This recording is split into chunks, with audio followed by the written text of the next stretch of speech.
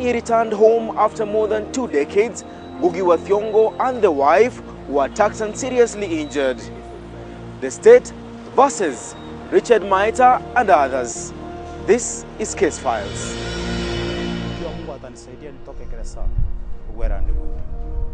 I'm sorry. That's all. His homecoming was already in the news weeks before he and his wife set foot on the Kenyan soil.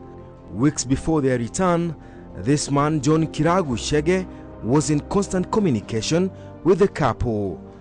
Other local handlers were also busy preparing for his return. But unknown to the Ngugis, a plot to attack them had already been put in place. 2 weeks after arriving in the country, 4 armed men with guns raided room number C71 at the Norfolk apartments in the city. After 30 minutes, the gang left behind a trail of destruction, an injured professor and a sexually assaulted woman. The 2 victims were Professor Ngugi wa Thiongo and his wife Njeri Ngugi. Under pressure to unmask the faces behind the attack, police investigators arrested 4 men. One of them, John Kiragu Shege, the man also said to have been attacked during the August raid. The 3 others, Richard Maita, Elias Wanjala and Peter Wafula, all security guards with a leading private security firm, were arrested. They were later charged and sentenced to hang for a crime that took almost 2 years to resolve. 8 years later, the man whom the court said was the ringleader of the gang spoke for the first time about the high-profile gun drama. Richard Maita was the lead security guard the very night the Ngugis were attacked. He says moments after midnight we received a call from the main telephone exchange at the apartment. Nilipofika chini juu, nilipata mama akiwa kwa kota akipiga kelele wamefamiwa. Na watu walikuwa wanatoroka kwenda left. Na mimi natoka kutoka kwa gate ambayo ilikuwa light na walikuwa na punduki. Singeweza kuconfront wale watu ambao wako na silaha, niko na rungu na frimbi na hiyo arama ambayo nimekuambia, na watu ambao wako na punduki. Kwa hivyo ndugu yangu, waisi walikuwa na punduki, na kama mwanadamu hakuna jambo lolote ambalo niweza kufanya. Walikuwa na punduki. The noise was coming from room number C71 of Block C at the executive apartment. Maita says things happened so fast. He says he acted fast enough, but the gang outpaced him and his security team. Ilifika wakati ambapo naambiwa niweze kuandika statement ya kuweza kutolea wengine usaidi ili niweze kupata uhuru wangu. Nilikataa. That was the last time Maita was a free man. He was arrested alongside 2 other security guards who were under his command that night. During the trial, the court put Maita and 2 other guards, Elias Wanjala and Peter Wafula, on their defense and had them sent to the gallows. 8 years after the City Night raid, Case Files pieces together the events of that night that linked 3 guards to the violent robbery and cost one of the accused his freedom. During the trial, the renowned novelist and writer was to tell the court, "On that day I saw some people standing outside the ground floor of the apartment looking up at our own. They hurriedly got into a red car and sped off. Kiragu came up immediately. We never discussed the issue further."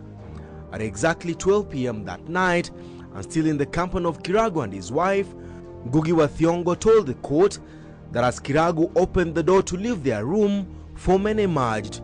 The writer says 2 were armed with pistols and a wire cutter that looked new. At the time, Ngugi's wife Njeri was in the kitchen when she heard the commotion.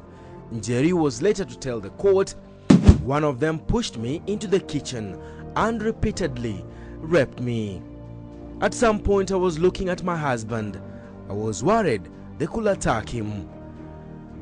But Richard Maita says he was not the ringleader and the light-skinned man that burnt Ngugi wa Thiongo's forehead with a cigarette butt. He says the real attackers are still at large. Could the court have jailed the wrong person? Was it a normal robbery, as the magistrate's court put it?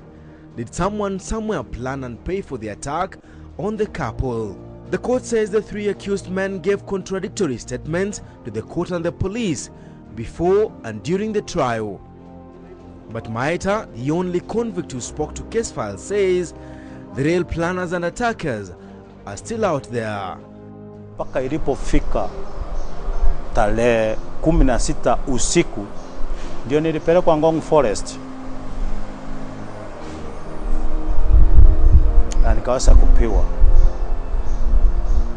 Nilipiwa kwa chambo ambalo sikuweza kuhusika. But the man who had planned Ngugi wa Thiongo's return was set free after what the court ruled was lack of evidence to link him to the August attack on the Ngugis.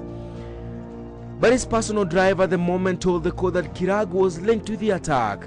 He told the court Kiragu met a man in uniforms who brought him a bolt cutter at the basement of a city supermarket. He constantly asked me if I could trust him. But the court dismissed the evidence of the driver, terming it as mere speculation.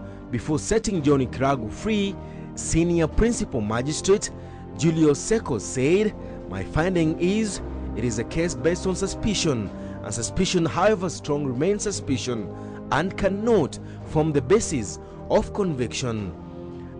But the trial magistrate overlooked instances that the man now in jail says could have granted him a fair trial. It is emerging that before the three accused guards were lined up to be identified by their victims, police investigators paid the Ngugis a visit at the city hotel, where they showed them some pictures, with one of them being of a security guard at the hotel. At the same time, the court was unable to match the DNA findings from the samples taken from Jerry Ngugi to match those of the night guard who is said to have sexually assaulted her. The trial magistrate placed the three at the scene of the August robbery and said in part the behavior of the accused persons before, during and after the robbery only proves their guilt and not otherwise. Fair penny. Sijui mali familia yangu iko. Sijui wanakula nini tangu nishikwe. Mimi ndio nilikuwa nawashughulikia. Sijui wanaisije. Hatimaye hata kama ni miaka 100 ijayo, ukweli utakuja kupatikana kwamba sikuhusika katika kitendo hiki ambacho kimeniweka gerezani. When police officers raided the city campus, they discovered a cache of arms and arrested a few students. These students were linked to a series of robberies. Denson Sarigo for Case Files.